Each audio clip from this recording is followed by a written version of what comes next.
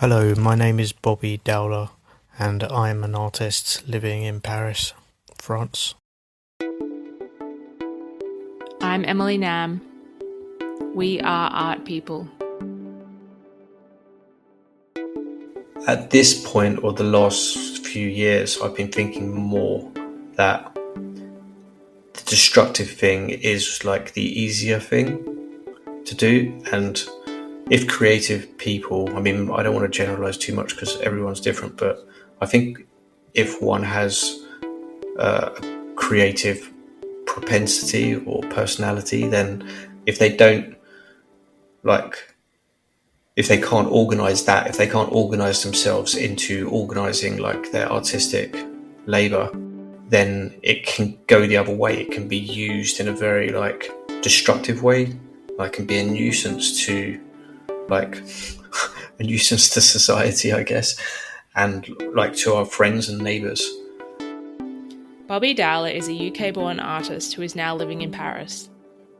Represented by international galleries Hannah Barry in the UK and Galeria Alegria in Spain, he completed his MA with Central St Martins in 2022. In our conversation, we talk about exploring film and artistic communities, moving into spaces that are unknown, and the process of making work as a surprise discovery and the role of stewardship and ownership of art. Something I found interesting to consider amongst an often repeated dialogue and question of when is a work finished. Bobby shares that it is not until the artwork is bought or obtained by another that the artwork is given life through stewardship or of someone other taking care. While Bobby makes works that are aligned with the materials of traditional painting, using stretcher bars, canvas, and paint, there is a greater depth and complexity to how Bobby navigates and discovers his work. Developing painted objects acquired by salvaged materials discarded from other artists and in found spaces, cutting, assembling, repainting works loaded with tension and austere emotional content. Inspired by Picabia, Jeff Koons, and a fascination with things kitsch, Bobby's work is playful whilst being committed to examining the trajectory and history of art and considering what is the role of the artist in our modern day. Hi, Bobby. Thanks for joining me today. My pleasure.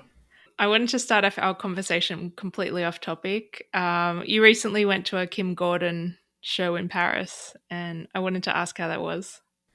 I did, yeah. It was cool. I mean, I'm certainly Sonic Youth were a very important band to me in my youth, and I've always, yeah, I guess, been intrigued by what Kim Gordon's been doing and her her kind of like foray into the art world, I suppose, because I remember seeing her do a performance at Brussels Art Fair a few years ago, and it was pretty cool. I mean, like considering like how lame an art fair can be, Kim Gordon brought like a spark to it.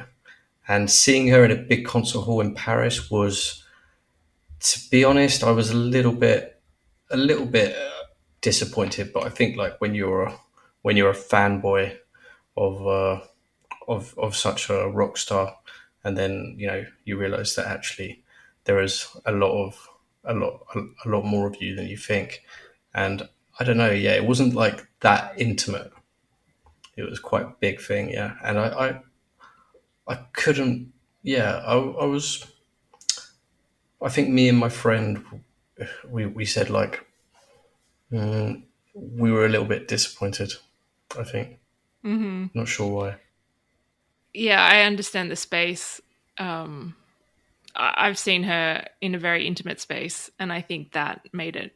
It was at MoMA PS1, and it was in this very small constructed dome in their outdoor courtyard, and it was the middle of winter, so I think it made the whole thing very unique. And I can understand if you were seeing Sonic Youth in a big hall, that'd be quite amazing. But when it's Kim Gordon, she probably brings a different energy to the performance. Yeah, I mean, it was quite. I just think that maybe like the improvisational. I think I'm more into like the improvisational Mm-hmm. side of Kim Gordon now, And I think that was more like, this is the new album. And Yeah, still very cool to see. She's always it Kim Gordon. it was, I was kind of forcing myself to like go to the gig, to be honest, because I haven't been going to so many gigs. And my friend here, you know, he bought me the ticket, and I said, yeah, we have to go to a concert together. And so we went. But yeah, it's like that communal experience is quite of like seeing a band is pretty cool, and it definitely played like a massive part in my younger days. I was also a musician, so I played a lot of gigs. What instrument did you play? Uh, I I I played the guitar and the bass, mainly the bass in my band that I co-created, and yeah, co-wrote songs. But yeah, it's a different kind of. I'm definitely like more of a someone that like went on stage and performed, but didn't like it. Hmm. You know, just kind of did it. But I had like a very strong urge to be a musician, but you know, sometimes like our urges or our desires don't match like our skill sets. Hmm. So I'm totally not like a natural musician, and but I was very relentless in like trying to be. Hmm. But yeah, actually, the band that I was in was very like quite hardcore punk. Not necessarily hardcore in like the sound, but just in like the behavior. You grew up in London? I did in the suburb, yeah, Hmm. but this was more like a yeah. I studied film studies in Southampton, which is on the south coast of England, about 2.5 hours from London, and I met like artists there, and by the time I'd finished, I was kind of like totally radicalized by university, and I just moved like straight into I followed like my artist friends into like a squat, and we were just like gonna make art shows and make this band, even though like we were kind of talentless musicians, and we just like we did, it was very very DIY kind of punk like thing going on. But yeah, it was very very nihilistic, very fun, very like improvisatorial, I guess. But at some point, it was like definitely too much for me. Hmm. My friends were like too radical in their nihilism, and I thought that I was kind of like, you know, when you're like around people that are so nihilistic, you kind of think like, oh yeah, well, I'm not like that nihilistic because my friends are, you know, more nihilistic than me. It was quite like, yeah, quite intense. And then it was only like years afterwards that I realized that yeah, how kind of intense that period was. But that also coincided with our creation of art exhibitions in that same squat house. It was a very big squat house that I'm more or less, well, I basically became in control of it at some point because my friends had moved out because the conditions were so bad, and I wanted to stay there because I was doing like an art course at the local college, and so I stayed there, and then the property got sold to a property developer, and then they met me, and I happened to be the only native English person living there. There was a lot of Polish guys and some Ukrainian guys, and me, and they were all older than me, but they kind of, I ended up being in charge because the actual like owner, who had like very gangster kind of vibes, they were like, okay, you're the only English person, like we're dealing with you, kind of thing, and I could speak to them, and they trusted me, so I kind of got control of the building, and so we did gigs and art exhibitions. The neighbours were kind of like all right about the art exhibitions, of course, even though they were like insane because we got lots of drink, alcohol sponsorship. So they were pretty like hardcore parties at the art openings, but the gigs were something which didn't please the neighbours that much, as you can imagine. Of course. And this was around the early 2000s. When was Yeah, this? yeah, yeah, Yeah. yeah. So it was total like indie. Do you know, like, have you heard of this like indie sleaze kind of Mhm. revival? Have you heard of Mhm. that? It was Vaguely, total like yeah. indie sleaze. Yeah, it And is this was. around the time you were also making art, or did you start making art because you were doing the exhibitions? How did that all oscillate around each other? Yeah, I was literally doing both at the same time and nothing else.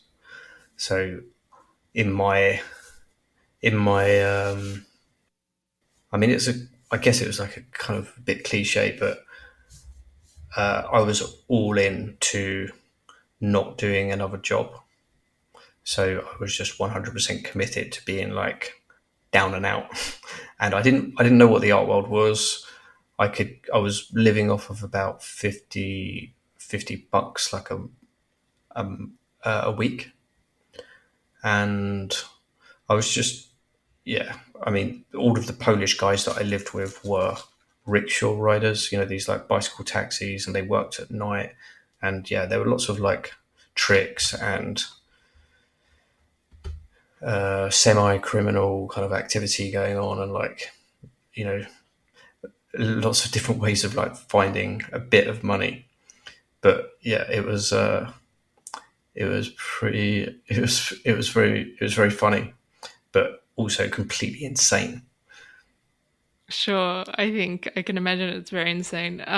Did that influence how you were making art at the time? Because I think if we just give a bit of context to what your work is, I don't know how to Yeah, describe it, but it's not following. I don't want to say it's anti-art, but it's deconstructing and scavenging yeah, materials yeah. and No, it totally like started off from like an anti-art perspective, and yeah, just to say, I mean, like my rebellion against like doing normal jobs at that time was like a reaction to doing so many different jobs as a sort of young person. I started doing jobs from quite a young age, like labouring jobs from, like 14 years old, Saturday kind of work. Not that, I mean, my parents, like, it's not like I needed to do that, but my parents are both from very working class backgrounds. So I just had that kind of drilled into me, a very like, you work, you go and work. If you want a new pair of trainers, you have to go and like do a Saturday job. If you want anything, you have to work. So I got, I used to work day and night on building sites and restaurants and do all these kind of jobs. And then when I started university, I was still doing a lot of waitering in restaurants, and I was definitely the student that was working the most, and I was very kind of rational in my outlook on life. I thought like, yeah, I'm just gonna save up for a mortgage and like try and get an apartment, and just like live like a normal person, I guess. What probably my parents kind of expected me to do. And then I just got totally radicalized, I think, at university, because just discovering more and more like things like avant-garde cinema, and just like my own forays into the library, discovering poetry, literature. And I guess the university was very left-leaning looking back. Well, no, for sure it was very like Marxist looking back, and just all of that stuff just collided with my experience of, you know being overworked, I guess, and burnt out, and just being like, I need to spend my time, all of these hours, like doing my own thing. And I didn't quite know what my own thing was. I was studying film studies, so I was kind of like an aspiring, film director, but I was also finding it a bit too hard. Like, to make a film is such a huge thing. So I just started to, dabble with my other interests like music, poetry, writing. I'm really not. a talented writer or poet, but I explored a lot of those things, and I felt like I really needed to spend my time sponging, you know, using myself like a sponge for information, for like ideas, and yeah, just all of these like artistic, cultural things. So my rebellion was very much like, I'm going to spend my time, following my interests now, and I'm going to like suffer the consequences in the same way that the anti-heroes in art history or literature, have done. I'm just going to follow their footsteps. I am like them, and I'm just going to suffer the consequences. Yeah, and I have, I Mm. have suffered the consequences of that. But do you think the suffering of those consequences brings out something surprising or generates something that you didn't expect? Yes, it's full of like discovery and surprise, and I don't. I mean, I don't have any regrets. I just think that I have started to think that there is something about it which is a bit like Luciferian in a sense, like it's a kind of descent into hell, and yeah, it is like dicing with it. I think it's literally a bit like dicing with death, and I think like at this point or the last few years, I've been thinking more that the destructive thing is like the easier thing to do, and if creative people, I mean, I don't want to generalize too much because everyone's different, but I think if one has a creative propensity or personality, then if they don't like, if they can't organize that, if they can't organize themselves into organizing like their artistic labor or, or things that they're making, then it can go the other way. It can be used in a very like destructive way. Like, can be a nuisance to like a nuisance to society, I guess, and like to our friends and neighbors. So Yeah, I feel that. I think there is this sort of artist stigma of the struggle and suffering, but I think at some point, and I appreciate this idea of really testing out and being a sponge and looking at everything. I think I've done that myself, but then there comes a point where you do need to organize and articulate and be clear, because otherwise you're just stuck in this mess of searching. It kind of has no endpoint or no output, and maybe some systems of the art world that are not so valued when you're in that state kind of bring you back to a bit more organization or uh, responsibility of self as an artist. yeah, I mean, it makes me think a bit about like I often think about Madonna. Yeah. And this like, have you heard these stories about her? Maybe they're just myths, but I think it sounds probably quite true. But she would just go to like 10 or 12 parties and just spend like 15 minutes at each one, and then like go home and like not be hungover the next morning because she hadn't been getting like hammered.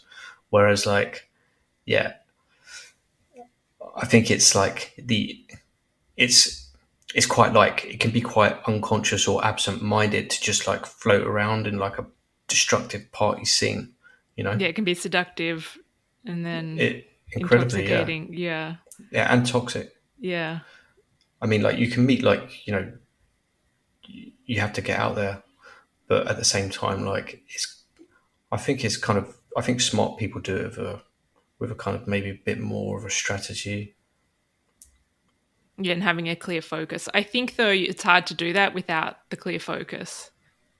Like, if you know where you're going and you want to do this or be in that place, whether it be I want to make that artwork or I want to be that kind of artist, until you have some sort of clarity, it's hard to step on that path. It is. I think you're right. And there's, I mean, like, it's full of surprises when you let yourself go. And I think that it's kind of like necessary, sometimes, but also it depends on the person really, but it can be a violent slip, you know. I guess like if I'm honest with you, I had a few friends that died, around that kind of time as well from like misadventure. And yeah, I guess like I think I could have easily been one of them. And That would have been very difficult to not be one y- of them at that time. yeah, and I'm grateful that I wasn't one of them. But yeah, it's interesting this whole thing about like why why are artists so into so many of these like rebellious, like self-destructive figures in art history? Why are we? What is it about that we're kind of drawn to? So many of us, so many people. I also think is that we feel we're meant to be that. Because I had that realization recently. I thought, well, I don't have to be that kind of destructive artist, but maybe there's this stigma that that's what an artist is, and then you realize there's so many different types of people, and they're doing things in different ways. And art is not so much a social thing, but like a personal urge to be an artist doesn't have to be about destructing oneself. I don't know what comes first, or maybe that's the type of person that is an artist that needs that creative practice to come out of that space. But yeah, it's interesting. Yeah, it's possible. It's possible as well that some people kind of need that. I think about it like very in I don't know if the right word is like archetypal, but just like the story. I think it's just like it's such an archetypal story. I think that's why it's a Mm, cliche as well, mm, and mm. why it's like also kitsch. And kitsch is something that it's a subject which I'm extremely interested in, and maybe like that's why my my artistic my artistic work is so much about kitsch, because I think it's also about like trying to face that like that cliche of like the romantic uh you know painter. Mm. What happens to like those those paintings, because like we are very like now, I don't know like for how long we're all like so self-conscious about you know what we do, like about being a cliche, or like caring about what people think. And More so so now than ever, I think, with so much social media and having to create this branding or personal branding and image. It's a very different idea of the painter that went off, lived in their hut, for years in agony, and then comes out with their exhibition of these amazing artworks. yeah, I think there's certainly like people doing that, uh, but yeah, there's a lot of people doing it now. I mean, that's it's just such an interesting thing about like about the culture, how like there are so many art schools now. The art world is still like a cottage industry. Like I remember hearing that the tomato industry is like bigger than the art world in terms of like their revenue, and it's just a really big industry compared to the art world. But yeah, the art world was like, it sounded like it was so small in the even in like the 80s or like the early 90s. Like there was just, I don't know, like It seems like there was like 5 galleries in London or something. And now it's just like there's so many art schools. Maybe there's a reversal thing going on. I don't know what it's like in America, but it's weird. It's like people want to be more. It seems like the younger generation want to be more creative, or Mm. have that need, but at the same time, the culture is kind of like against them somehow. Yeah, I don't know if it's people want to be creative or there's this culture of the commercial art world also influencing this idea of being an artist. Or I'm not sure. There's a huge amount of galleries in New York now, just overwhelming number, which is fantastic to have that opportunity for people to show work, but also it's hard to keep up or be present of who is making art, and it's become much more like smaller communities or groups. Oh yeah, I guess like that's the other thing is like outside a dome, like what you said about the recluse, like or the person going out, out of society to I don't know, find themselves or discover something about themselves and like make work in their kind of in their private place. Yeah, there's like how does it work for like outsiders now, Mm, or like even what was an outsider? I mean, now it seems like I don't know. To me, it seems like outsiders might actually be just like what society considers are like neurodiverse people or atypical kind of neurologically. mm. And it's almost like outsiders don't choose to go out.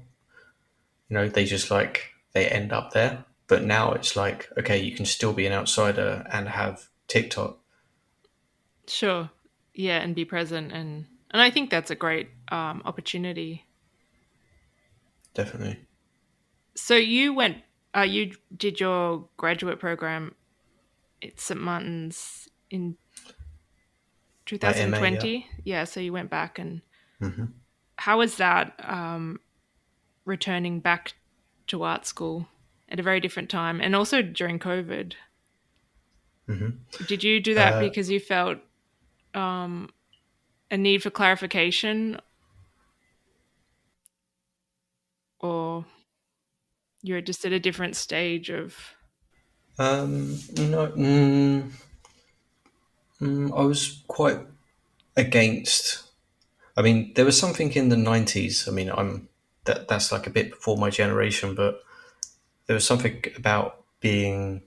It was like not cool to finish your art school. You know, like you had to like quit in a way, like to be cool. And I think that drifted into like the early 2000s as well. So most of my friends that went to art school that I met in Southampton, they actually didn't finish. Mhm. They did like the cool thing and like quit in their second year. And I was quite proud of like having not done like the full art school thing for a long time. And then yeah, at some point, I think through like the highs and lows of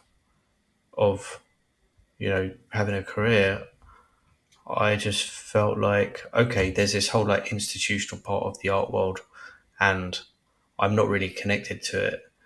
And what would be like a good strategy now?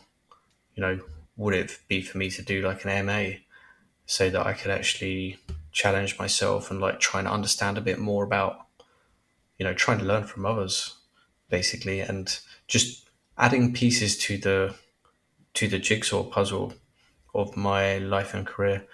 And yeah, I had a kind of opportunity to do it because it was COVID, and I was able to get a student loan, and it was at a London university, but I was doing it online, basically, kind of like bending the rules to Yeah, the that's cool. extreme. Yeah. So I only actually had to go there once on my graduation day. I didn't need to go there even, and I had like a super cool professor, and yeah, it was inexpensive, and I got like some extra jobs out of that as well. So it was cool. I don't regret that at all. And it was a really small class Mhm. because of like the COVID thing. Mhm. And yeah, I think that's one really nice thing about art school is the dialogue and having that community to bounce off. I don't think that is so prolific once you leave, unless you foster those kind of intimate relationships. But that consistent critical feedback and review of your work um, can be really helpful. I think that's 100%. very helpful of art school, even though there's other things that are difficult. Yeah. Structuring time, just to have like artistic community around all the other things going on in life is like quite hard, but it's like even just to like justify it to yourself or to like to the people in your life, you know.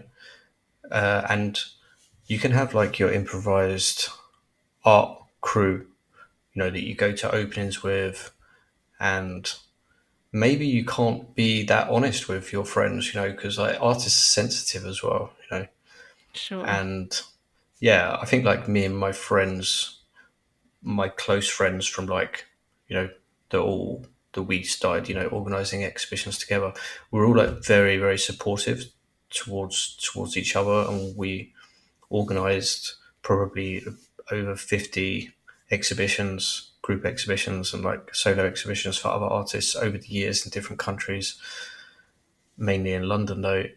And it's just like one thing that I realized is like just like making those like group exhibitions, it creating that community and just like being at the opening, you're just like, yeah, this is just like artists. We just like did this for ourselves, and we're just having like a nice community moment, you know?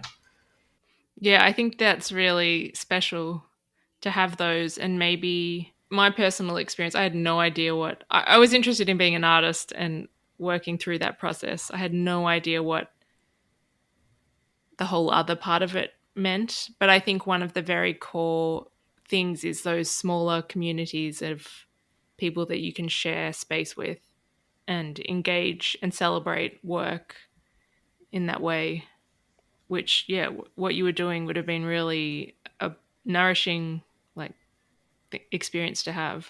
Yeah, but I guess like I also realized, and I think a few of us realized this from our original kind of crew, is that you can have a group think, is very dangerous. I think to have that kind of group think like, oh yeah, this is like, the art world is like this, or like our work is like this. And that can hold you back, So Hmm. you have to kind of like, be in these groups and then sometimes break out of them. And then, you can keep in contact, but just like go your own way and not be held back by the other kind of like narratives of your friends. And yeah, I think the thing about art school is as well is that like there's gonna be some people in your class who you don't vibe as much with their work, and you can have that kind of critical distance and engagement and be honest and yeah, exercise your free speech and defend your work if you feel the need to, or just just take some just take some new information, like good or bad, and see what you can, yeah, see if you can hold that and see if you can learn something from it. Can we talk about your work and maybe when did you start feeling that you had a grasp of how you wanted to make? You were talking about it. I feel that your work is very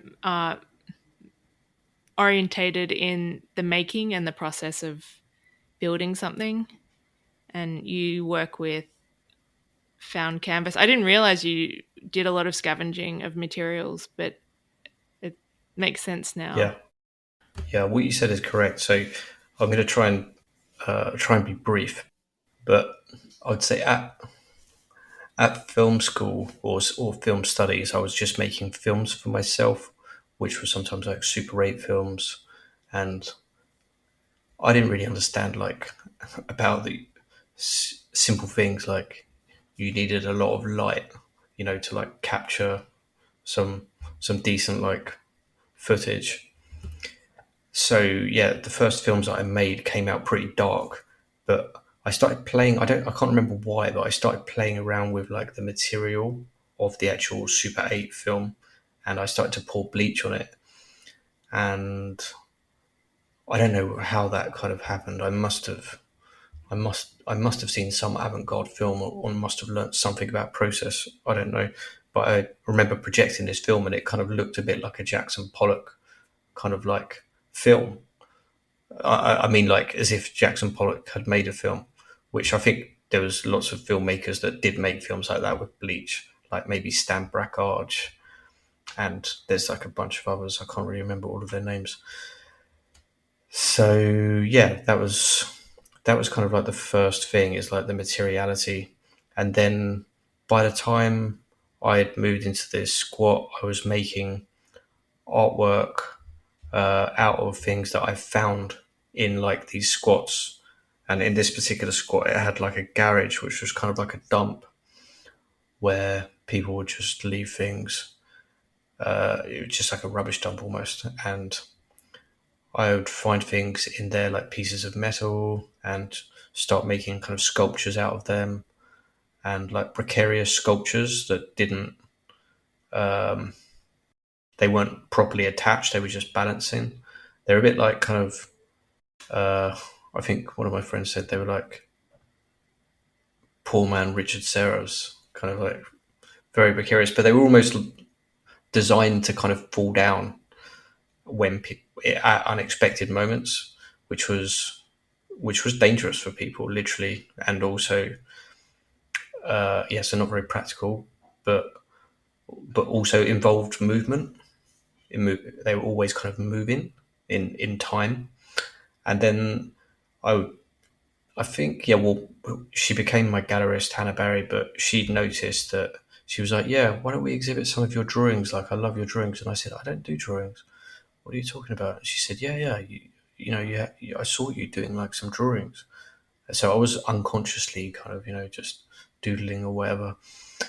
And so I started a kind of a bit of a drawing practice from them, thinking like, okay, yeah, so I am doing drawings. So yeah.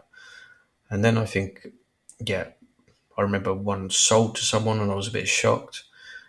And then I'd also realized that a lot of people were leaving their paintings in this squat, and just like I was never seeing them again, or they were just like literally abandoning them, being like, yeah, throw them away.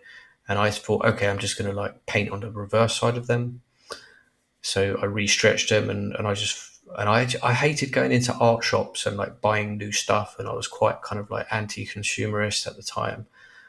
And I was just like, yeah, I'm just going to make things on the back. It already has a history.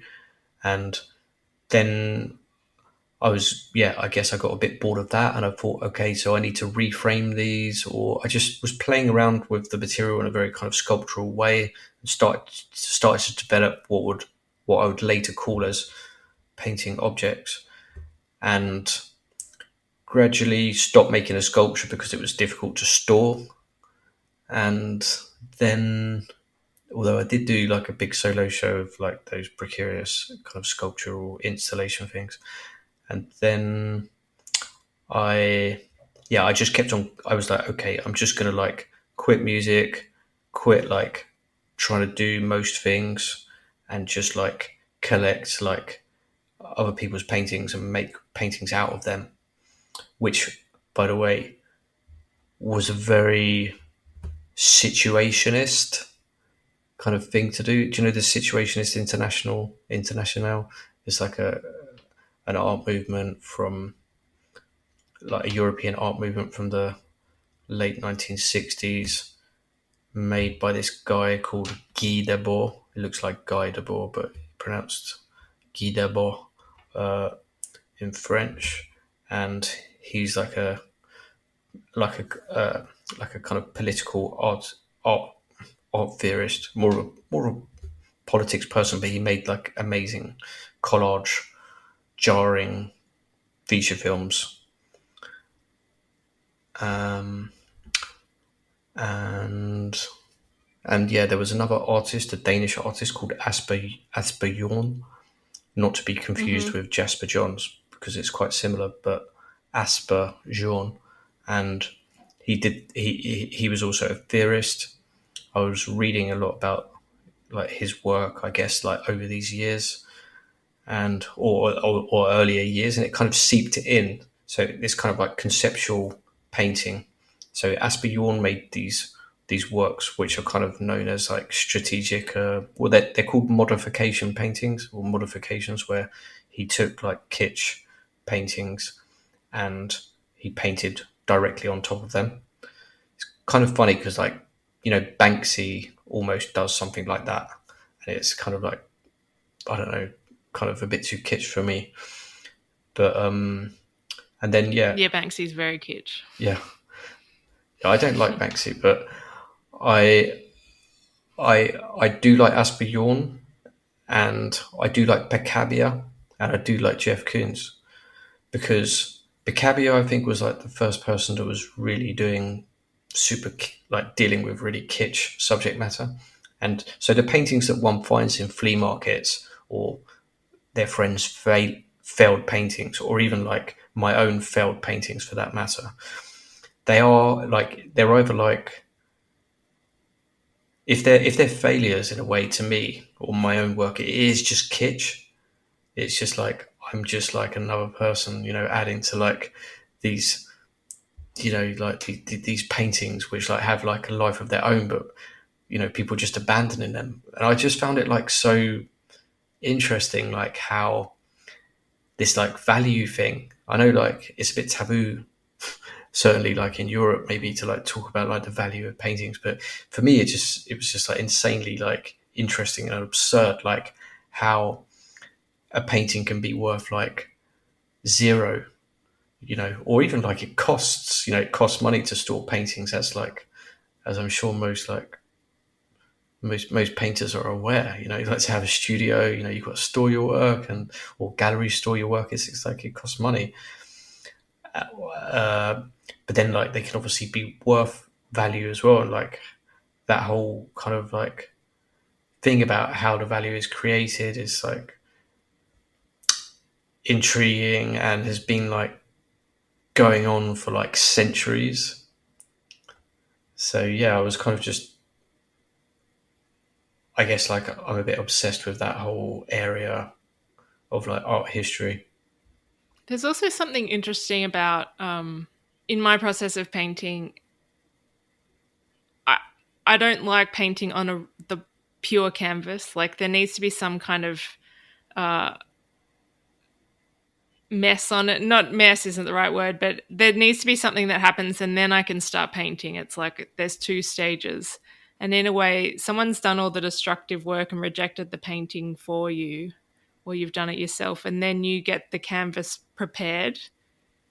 In a way, it's like already that frustration is has happened of painting, and then you're given it in its sort of pure state, maybe. And it's not pure in that it's white, but it's had some emotional output put into it, Yes, that you exactly. get to then break apart. And Exactly. Someone's paid like the government some money, like some tax for yeah, like that. yeah, Someone's paid for like the packaging of that material. And then like, you have to like prime it maybe. But it's like if somebody else has already sure, done yeah. that. And yeah, I think it's something which I've always been interested in, the drama of necessity. And yeah, again, it's like probably a bit of a myth, but there's this idea of like, yeah, painting over other people's paintings. And I think like some modernists did that as well. Like they did work swaps and then they just like painted over them. I think that's widely known that Picasso did that. I also think if you're an artist starting out, it costs money, as you've already said, and you do a painting, but it's not something you're satisfied with it. That generally you would rework it or turn it over, use it again, because maybe you haven't put value on the painting that you did Yeah, and you just destroy it. exactly. So that's just like one part of like the process for me anyway. That's like the starting point and like an aspect of subject matter. But once the material is actually in my hands, like the deconstruct. I deconstruct it, and it's kind of like collaged together with staples and glue. But I have so much material now that I just, I'm overwhelmed with material, and I don't even like go searching for paintings. I just find them on my route, or people just deliver them to my studio door. So my studio is like, wow, it makes like, You've got a storage dumpster. yeah, it's just like, you've seen those photos of like Francis Bacon's studio, where it's like really messy. Mine's like that times 10, but smaller. So it's quite overwhelming, and it's all this kind of like material which is seemingly worthless, but it's worth like so much to me.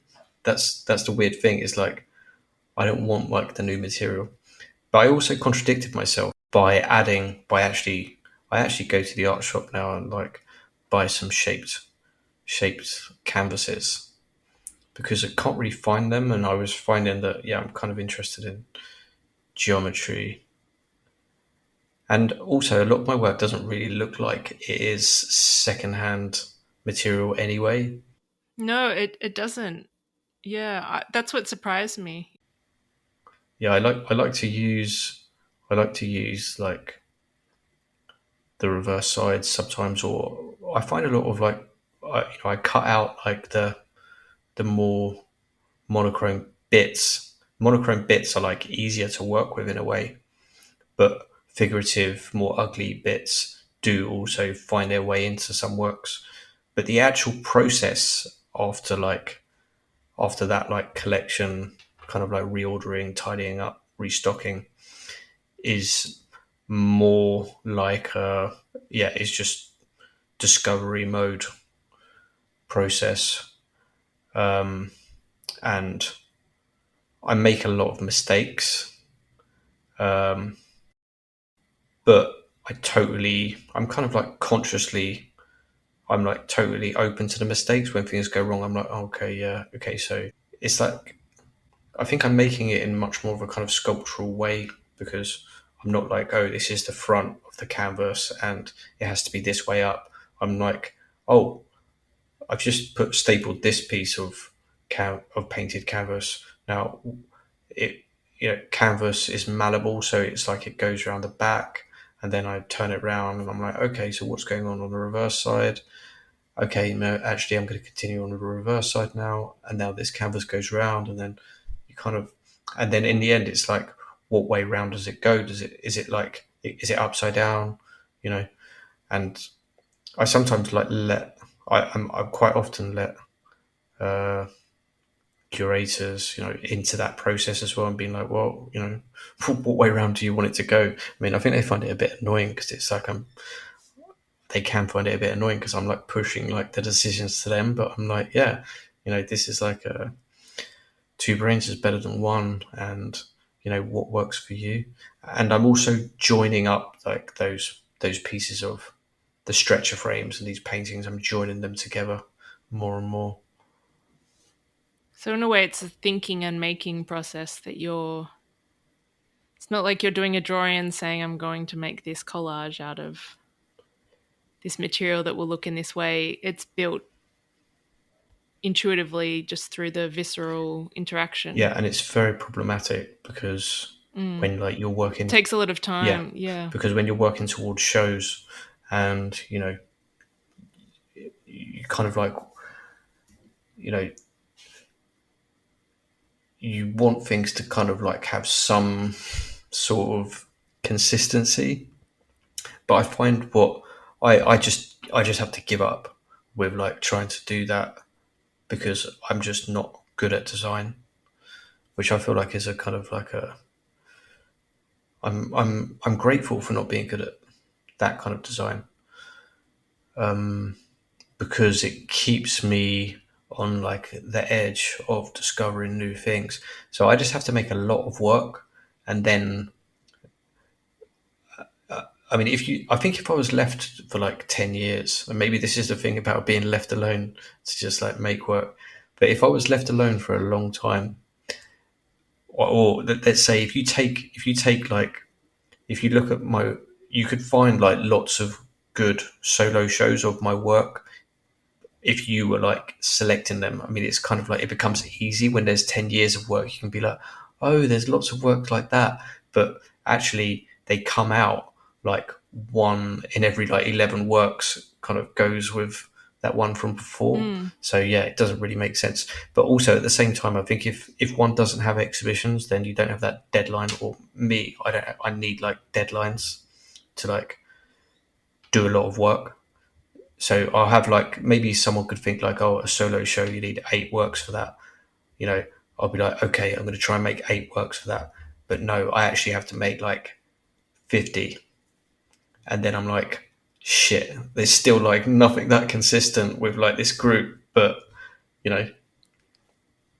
But how important is it for there to be consistency? I know that that's the expected sort of perception, but as the maker, and you've made 10 works, isn't making 10 works enough? Like, what do you think about that idea of having to have, or like, what if we removed that pressure for consistency? Like, where does that come from, I wonder? I think it comes from like being like having self-awareness for like the audience, and yeah, just like not wanting to lose, to get to bewilder people too much. And I think it's kind of important. And yeah, I think like some artists, you can do like different artists can do different shows, like with very different works. But I think if it's like one show, one solo show, then you kind of need some sort of like consistency to it, just so that you don't completely lose your audience. But I mean, when I say that, I mean, it's also, I don't know, yeah, it's just to do with, I don't know, how I see other people's work. Like, for example, when I saw your, I think, how many, I mean, it was a few weeks ago now, but you had like, was it 2 works on your website? They're similar works. They're like, they complement each other. And it's not like one, I mean, correct me if I'm wrong, but it's not like one was, made on wood and it was oil, and the other one was like in acrylic on, or like one was like more collage and one was more like monochromatic. So like having that like consistency and having less, it is a very conservative thing to do. And yeah, it helps if like we're able to do a bit of editing ourselves as the artists rather than just like leaving that to somebody else. But I can't really do that. So I just have to make a lot of stuff and then just say like, edit me, curate me, please. And do you have that relationship with your gallerist that they're able to, like, have you built that relationship in that way that they support you to do that? Yeah, I think they know what I'm kind of like, in the sense that I'm making a lot, This is how you work. but yeah, I need time to kind of, you know, to be like, is this like, yeah, is this finished? Or Having that dialogue with them. yeah, if I'm honest with you, I don't really ask for so much support. I just try to like, keep to deadlines and deliver basically. But I don't have. I try and make it kind of easy, for gallerists, for my gallerists, and I feel fortunate to kind of have that support of like just an exhibition, because I think that's kind of the building block for you know for other stuff. Like one exhibition can lead to something else, and getting that documentation. Maybe you sell something. I'm a bit like everything is a bonus. Like any kind of support for me as an artist, I'm just grateful to have that, and I would try and Yeah, like of make it, course. yeah, make it as seamless as possible. Knowing, like, being self-aware enough to know that like I am kind of insane and crazy. So How do you balance the space between being an artist in that space, making your work, and then also coming out and relating and negotiating this? Um, Maybe I think about it as an art practice and then this commercial practice of presenting your work to the public. Do you see them as one thing, or do you have to sort of switch mindset? How do you approach that? I think like 100% one has to kind of switch into those different roles. Like, yeah, I think when I'm really into like the creative process, that's where I am. It's like I'm not thinking about like, oh, is this like gonna be consistent with this? These are all like noise in a way. And but I do like take time away from the studio where I'm like, okay, I need to like, you know, I need to stop working now, and I need to find like, I need to, try and work on nurturing, on like the on the hustle, you know, and like trying to, you know, make connections and get things going. I think I had a strategy, um, not so much now because it's a bit more difficult and a bit more time poor with family life. But if I didn't have a solo show, then I would just be co-organizing a group show, with like friends. And interestingly, whenever me and friends did that, there would always be at least two of us.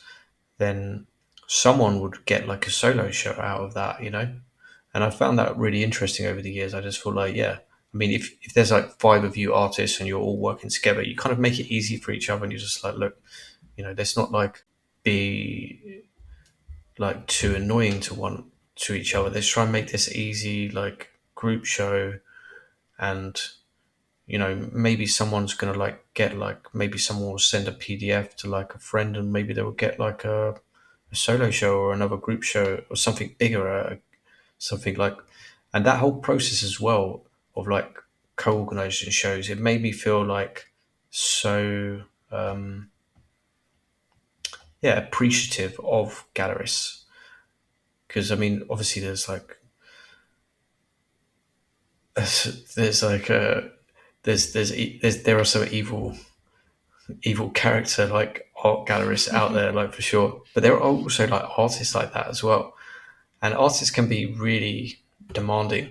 And I had my I had my moment, yeah, where like my ego was you know taking up way too much space, exploding, let's say, when I was much younger, when I had like some a bit of local attention, let's say. And afterwards I kind of realized as well that when you're an artist and you're organizing artist run shows, you get to deal with a lot of artists. You're like, wow, there's a lot of egos going on here. Like gallerists are like, wow, they have to, how do they cope with like these artists being like so demanding and critical about what they're doing? So yeah, it's about finding a balance, I think, because at the same time, it's like if an artist doesn't assert their needs, then you know you can you might not have your needs met. So it's about finding that balance of being like assertive when you need to be, but in my humble opinion, to not like be too demanding when you haven't got any power to. Mm. I also think gallerists are very intelligent and creative, and they've chosen that path as their creative practice. And it's allowing space for them to action their work, and that you're working together. It's not just the gallery's just not there as a space to promote the artist. It's also, in a way, the gallery is, or the gallerist is curating their own body of work through the artists they select. And it took me a while to see that as well, and just to recognize yes, there is this very ego pushing art world, but there's also this kind of delicate system happening from a creative point of view. Yeah. I think if, like, for example, I think it's the case of most galleries, but usually there's like one artist that is making the gallery most of the money, and or it's like 10% of like the artists. So maybe if there's a gallery of 20 artists, maybe there's two of them.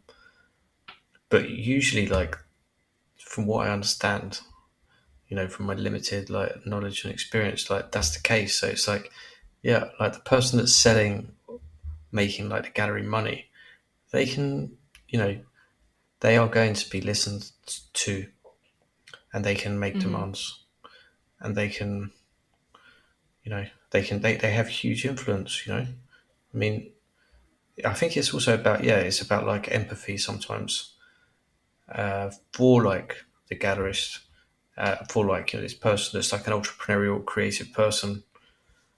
Maybe their investor partner is not, but you know the it's a kind of crazy business as well. I mean, it's, Mm. and being an artist is like, yeah, is it a business or is it not? I don't know. I mean, it's like, it's kind of funny, like if, like when an artist tries to make a business plan, or like ever thinks to do that. I mean, I have actually, considered doing that, looked into it a bit, never finished one, but sometimes you're like, wow, yeah, this is actually like, hmm, this is strange, isn't it? It's like there are so many professional artists working with galleries, but there's no kind of like business plan model for artists. It just wasn't even something I considered that, oh, this is, I mean, I considered it, but I didn't consider putting it into practice, this making art to support my livelihood and have a consistent professional practice, which it should be discussed, I think, in a much more open way. Yeah, because there's, like just to sustain yourself, for an artist to Yeah. sustain themselves. Yeah, you can do like, you can, maybe one is fortunate and has like a spare room, you know, then that's like, okay, that's keeping them, the overheads low, but it's like the materials, storage, you know, uh, transportation, you know, it's just to be like sustainable, and not to like get into too much debt. Yeah, it's almost like, yeah, what is the model to have a sustainable practice? While also making work that is honest and connected to who you are and not denying that, because I think it can also be very easy to sway away and feel, oh, well, if I do this, it will, I'll get more shows, or, and making sure there's that balance of, Yeah. So you can understand in a way, it's like why people are so. I can understand anyway why people are so like commercial, with their, let's say, their internet presence, or even like their private view, kind of, you know, s- uh, sh- uh, s- s- what's the word? Schmoozing, like at their private views, like, people being direct, being like, oh, excuse me, I need to speak to that person over there because like they're the curator or they're the gallerist. It's kind of like, yeah, I think in a younger group, I remember being like, yeah, being a bit, hearing a lot of cynicism about that. But like as I became older, I thought like, yeah, well, one has to be a bit kind of like strategic, maybe about like, what they're going to do with their time to like, keep their practice like alive, you know. yeah. And I think that takes time to understand, or, some people just get it and are out doing it, but then also some people are not comfortable doing it in that way, or, it's a very it's a strange place. It is because It's a even strange thing being an artist. it is because it's. I think even when people like know what they want, it's still extremely hard. You know, Mm. an artist could be like, I mean, look, I'll just give you an example from personal experience. But when I arrived in Paris like 10 years ago, you know, I was thinking, yeah, it would be cool to get like a another gallery in Paris. Not cool, like that's why one of the reasons why I was here. It's like I can't really get an extra gallery in London. You know, I need to like move somewhere, and like I thought I need to, I need another gallery. That was what I Hmm. felt I needed for a long time, and I don't have another gallery here, and I've been here like more or less 10 years. So, but sometimes like yeah, and that's not without a lot of subtle, not subtle, but let's say like a lot of like trying to be cunning, you know. But sometimes you try and get something, and then you get something else. And since I came here, I at least like got another gallery in Spain. So it's like something happens sometimes when you make moves. Because by the Mm. way, that's also an insane thing to do is to move to Paris or to France. And maybe Paris is where you make work. And there were many great artists that made work, which is sort of ironic that just through your path and approach to traditional painting, and yet you're in this city which really housed, I feel like it's not the birth of painting, but there's just such a very rich history of this art world culture and the salons and Definitely, yeah, with like impressionism yeah. and modern art. Yeah, yeah, for sure. Yeah, yeah. Does Paris nourish you in that way, No, like culturally? No. no, no, not so much. I think it definitely did from like outside. Yeah, there's so many museums here and so many shows going on, but I'm not really engaged with it at all. I'm not. It's your home and it's where you live. Yeah, I'm living in in like a in a suburb, like an inner city kind of suburb. And yeah, I overlook a park though, and it's called Park K-Bot. And K-Bot is I only realised this a few weeks ago. It's so weird. I was doing like some collages, like literally out of paper, which I don't normally do. But I'd collected like some old art magazines, catalogs from around art books from the local area, and I thought, oh yeah, I'm going to cut these up one day. So, and yeah, lo and behold, a few years later, I started to actually make some collages. And one I was looking through this book, and I was like, K-Bot, K-Bot. Oh, that's strange. That's the name of this park. Then I realised that K-Bot was actually like the most kind of like uh, upper class, like impressionist painter of like the impressionist Hmm. painters, and he actually collected a lot of the impressionist painters. And he's like a super famous like impressionist painter himself, and he used to paint like around this kind of like suburban area. Yeah, so it is really unavoidable, but I'm not really like, yeah, I'm probably looking at American art more, from here, but you can also see that here in the museums if you like. Mm. But I'm really into like looking at like Asper Jorn again now, and weirdly, like he lived in the same suburb that I'm in at some point in his life. So I kind of found his house in like the town where he used to live, and I found that super weird and random. I just found like some documentation from like a book of a PDF that I found online, and it said like his address, and I was like, I know where that is. That's That's, cool. that's yeah, just weird. What artists do you look at in America? Or, musicians, poets? Yeah, sure.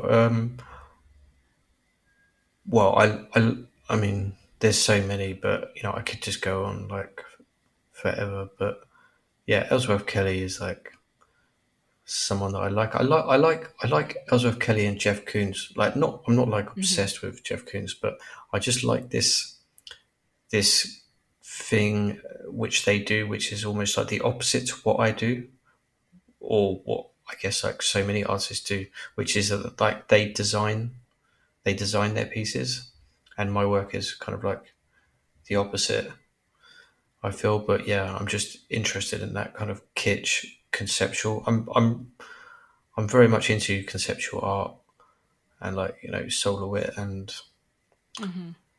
um, also like Joseph Beuys and I guess like punk. My musical interest is more like punk and new wave bands like New York bands. I guess like Richard Hell, uh, Velvet Underground, the New York Dolls, that kind of thing. I like to ask everyone, what do you celebrate? What do I celebrate? Yeah, I like this. I really like this question.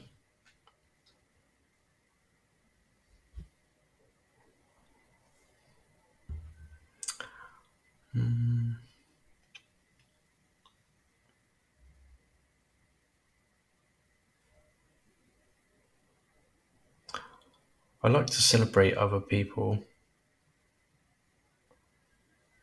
and I like to celebrate the creative discoveries, like artistic discoveries of children as well. Yeah, I think children are uninhibited by, or their creative practice is not judged. Yeah, for me, I think like maybe not so much like when you have these like cinematic masters. Like I'm very much into like the cinematic masters. There are so many of those, but the European ones I can think of right now are like Tarkovsky, the Russian film director, and like Pasolini, the Italian, and like the French ones. There's so many of them, but like Jean-Luc Godard and Francois Mm. Truffaut, I can't really think of like them doing not naive, but like innocent kind of things so much. But in like painting, yeah, I'm very drawn to that. I guess like that. I think even like El Greco, I like he's kind of like one of my favorite old masters. I find his painting a bit kind of bit like where it gets like weird and innocent, and I think like Van Gogh obviously like has something like that going on. I guess with writers it's like and filmmakers they need to be more clever than like they can't really just be so slippery and like let their mistakes out. They just like the editor would just like get rid of them, I guess, whereas like in more artistic objects they're just you could almost just like get away with being more apparently foolish. I like this like what's that musician called? Is it Daniel Johnston? This like American like He's singer current now. songwriter.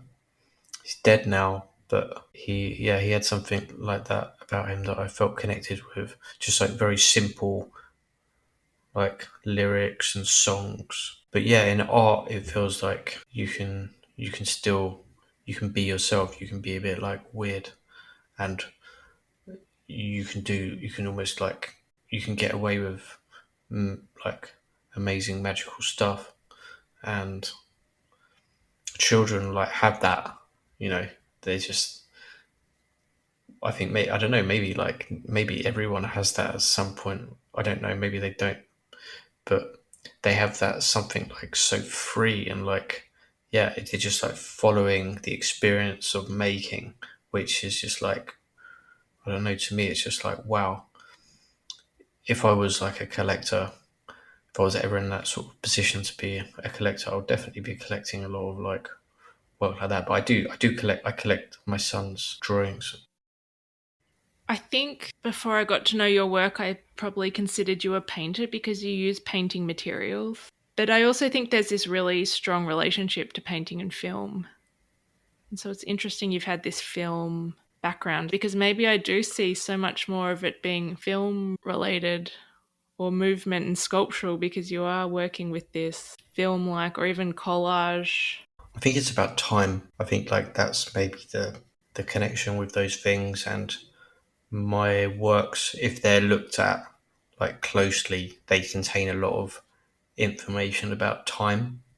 you know, like Definitely. through mocks that other people have made, or through like scars that they've acquired, like on their kind of on their own journey, and then like the mocks that I've made with them, you know, I've my own like neglect of them. And even some of the layering you have in, even particularly in those concentric ones that you've built up. Yeah, Yeah. that's what I meant earlier actually when I said like, see, like these circle works, I've probably made about 10, you know, circle works, but it's always like one every like 5 years one comes out. Mm-hmm. But yeah, I really made a conscious decision at some point to, you know, narrow down my materials. And I just said like, okay, I'm just going to make work like this, because otherwise, like as a creative person, I was just a bit too much like, you know, going in all different directions. And yeah, I do feel a bit more now. Now I feel like I would like to make more films, and I'm seriously thinking about that. You know, about how to do that. It'll probably just be like films. I think I've been making them like unconsciously, you know, just on my Mm-hmm. phone. But I'm thinking about making more conscious ones, you know, with my phone, and with people in them as well. So yeah, that's like an aspiration or a desire. But it is also like hard to. I do find it hard sometimes, you know, just like the limits, you know, of life, and being like, okay, I've got a studio practice, I've got a studio, and I've got this material, so I need to kind of, you know, I feel when I go to my studio, I'm like, wow, I have a lot of work, you know, here, which is like in it's being like it's getting created, you know, it's like so, it's like it's a bit like, yeah, there's like 500 works in there that haven't been finished. It feels a bit like that. There's all the stretchers of different sizes and like all of this different material, and I'm just like, yeah, I just need to be in here like making things. And it provides me with like a it's my most consistent kind of income, you know, for like the last 15 years. So it feels like, Mm-hmm. you know, I mean, I wouldn't shy away from saying like I get a lot of, you know, um, psychological like relief when I set a work. I'm like, you know, okay, I can like, you know, sustain this and like, you know, provide or contribute, you know, towards like my family, and keep, you know, pay my bills. And yeah, Mm-hmm. it's a bit of a trap as well, you know, like getting onto that, onto that, onto that, you know, Conveyor yeah, belt. yeah, yeah, yeah. I don't mean like I don't feel like the pressure of like making work. I just mean like it's a privilege to be able to make things, and I, you know, I put everything into I put all of my resources and energies into that thing, and I don't think that I think that was through a process of elimination, you know, of like doing different things where I'd often been like, okay, this is me, like spiritually, like this is what like I need to do. But then at the same time, I also need to be like, you know, I need to pay my rent. I need to pay like, you know, for like food and, you know, keep myself afloat, provide, you know. So there's this kind of push and pull thing going on. And I think that tension is probably not such a bad thing for like work, but for the individual and you know, like the family life, it's you know, it's intense, you know. It's intense to be yourself. Yeah. Yeah. I think that's very true. It's intense to be yourself, and I think you spoke about something earlier. It's easier to destruct something than being yourself and um, functioning as yourself and maintaining that.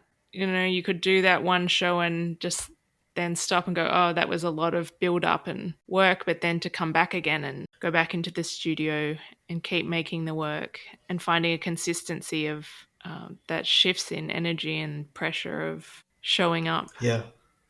And it's not. It's like I think this is quite strange, and I'm not sure. And I thought I might share that because maybe people don't necessarily have that idea, maybe younger artists.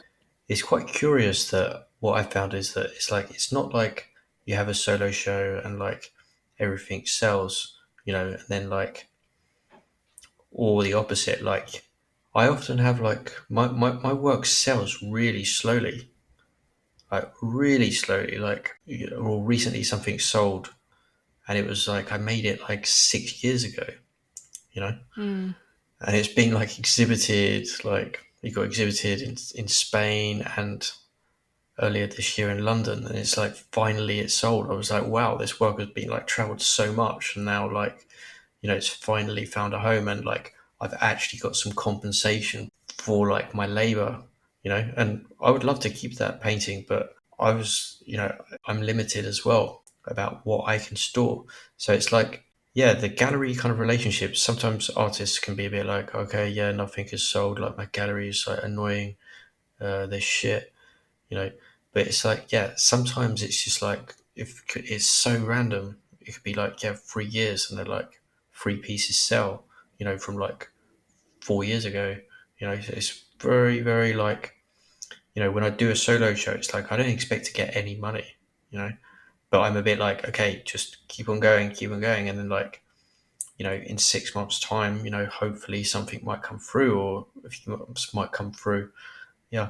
I think that's a healthy perspective to have and share. And I also wonder how, you can't validate your quality of work on whether it sells or not. And there's different, I guess, outputs of work, making work, exhibiting work and sharing it to people and just showing that as a process of showing to a public. And then there's also the selling of work and it going into someone's home or into a institution, Yeah, there's and keeping a level head through all of that. Or do you think that's something you developed an understanding of, with time? Or not sure if this answers your question, but I think it's well. Well, there's this idea that well, that I'll tell you the story because I think it's quite maybe it's interesting. Mhm. There was probably he was the most successful gallerist of the 1990s. A guy called in London anyway. Uh, his name was Anthony Doffey. The last show that he did was a Bill Viola show, which I think something crazy like 300,000 people went to it, or maybe I'm totally blown that out of proportion. Maybe it's 30,000. But he represented a lot of big artists um, in London, like a lot of international artists like Gerhard Richter, Joseph Beuys. I mean, endless list. Anyway, he ended up coming into one of the squat houses that I was living in towards like after he'd closed his gallery because my gallerist was working for him, and he came in kind of like randomly, and I'd been making these works in my bedroom, and I wasn't even expecting him to be there. It was like a bank holiday Monday or something, and he came in, and I was maybe like 22 years old or something, and I knew him, like I'd met him. He'd been coming to some exhibitions, and he came in and he gave me some very like he was very like kind of like honest and brutal, and he said like yeah, there was these two. It was a 2-part work that I'd made from like an old sandwich board that I'd put a an old kind of bed sheet on, and then I'd started to screw up pieces of found paper from books and stick them onto the bed sheet, which was over the sandwich board, and then I'd taken off like I'd ripped them off, and they'd left like little tiny bits of text on this kind of like one this whiteboard, and the other half I'd like put some paint over it and then ripped it off, and it made like a mark on it. Anyway, he came. I just finished that, and he came in with my future gallerist, and he said like, "Oh yeah, this one is like very good." He was like, "You should do like 8 more of these." And this one, yeah, I don't know. and I was like totally like arrogant, and I was just like, doesn't like mean anything to me what you say, you know. I'm just like having my experience of making work, and this is where I'm at, and this is just like a one-off, and just kind of like a bit like fuck you. And I think my gallerist was a bit like, don't, why are you saying this to him? It's like, we're not even supposed to be here, kind of thing. She was, you know, quite innocent and protective, but she's, I think he said something to me as well. I think he was right, you know. I think he was actually right. It was like, yeah, make 8 more of these. This is like the gold, you know, it's here. And he also said something like, yeah, the artwork is not. We were talking about like, is an artwork finished or not? And he said, no, the artwork is finished when it has been bought by the collector. And I was just like, you know, I was super left wing at this point, you can imagine. And he was like the opposite side of the spectrum, like one of the richest like art dealers in London. And he said like, not my words. He said like, it's like Warhol, and he represented Warhol as well. So yeah, and I started to, obviously, like as the years went on, I started to like think about it more, and I was like, yeah, an artwork, it needs custodianship, you know, and if it doesn't have custodianship, then, you know, how is it going to influence other artists, you know, at the very least, because it's not kind of like recognized in society, basically. You know, it's not like cinema or like music where it can be mass produced in the same sense. There's like, you know, one single artwork, or so, yeah. And it's like, yeah, okay, I was making things for myself and I make things for myself, but I'm not a custodian. I cannot, you know, take care of all of the artworks that I make. So, so yeah, there is that kind of push and pull thing going on, I think. I think it's a great privilege for an artist to show their work to a public, and I think that's a really lovely thought. And there's also this idea of like an artist might love a piece of work that they've made, but then to let it go and give it to someone else to take care of and to experience. I think that can be very humbling to think about that role of an artist and getting to make work that someone wants to have and be around. Maybe thinking more about that than getting it in a gallery, or but just this passing on of art and collecting art can be a really nice process, a relationship to think about. I think it is also like a good base benchmark that I used to kind of set myself, was like, how much do I love this artwork? Like, do I want to keep this artwork? Do, you know, if I want to, like, if I love this artwork so much that I want to keep it, then like I'm letting it out into the world. I mean, that's easier said than done. And I'm not saying that like that's always been the case, but just to be like, yeah, if I love it, then maybe that's like somebody else might, and hopefully like that person will be able to, maybe they have the means to love and take care of it. But yeah, even if like someone has independent wealth, or, you know, they sell so much artwork that they can collect other people's artworks, as you know. I mean, many artists do that, such as this guy, I can't remember his first name, K-Bot, you know, this impressionist that I mentioned earlier on, who the park is named after. He collected a lot of like the impressionists, like Van Gogh, and like, you know, all of the guys around that time, Manet and Monet. And he it was a radical collection to have. And even like before he died, because he died, yeah, fairly young, you know, as was like the case with a lot of people in the 19th century. But he tried to like donate the work to like a museum in Paris, you know, I don't know what, like one of the big museums, and they rejected it because it was just too, the collection was just too radical, you know, at that point. So it's like, you need people of like a certain like influence and like status to, you know, who can like really afford to like get all the other experts in to like build conversations about like this work. I guess that's just like how the artwork's always, and culture has always kind of worked. But making like unique pieces is still a bit in like, it's a bit like old style in a way. I think on the few times that I've spoken with you, you've been very transparent and generous in sharing your experiences. It feels that it's very natural for you to be an artist and follow this path. And I really appreciate how open you are. I think that's also another difficulty, is that sometimes the art world is competitive, that it becomes quite enclosed. And being able to share to others and for others to learn from your experiences is very generous. So thank you for that. It's my pleasure, and thank you for giving me the space to share. I can't really be any other way. In fact, I need to. I'm not so like good with the filter. Yeah, no, and I think that's refreshing. Yeah, thank you. Pleasure. Thanks so much. Thanks, Emily. Thank you for listening to We Are Art People. You can listen to full episodes on Apple Podcasts and Spotify.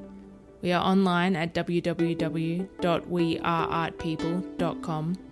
Sign up to our newsletter for show updates and happenings, and please share with someone who may enjoy listening. See you next time.